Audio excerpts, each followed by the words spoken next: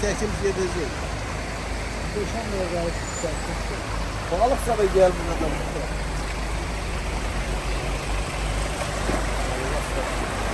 Möcüze yağdı. Ha? Möcüze yağışıydı bu. Vallahi Kar yağdı, buz yağdı.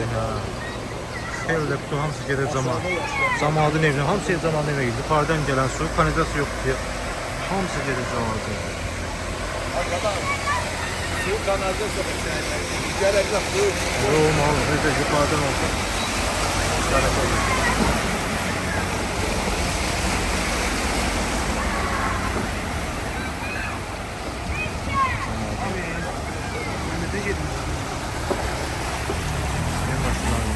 Gözde de 5 8 çekilecek.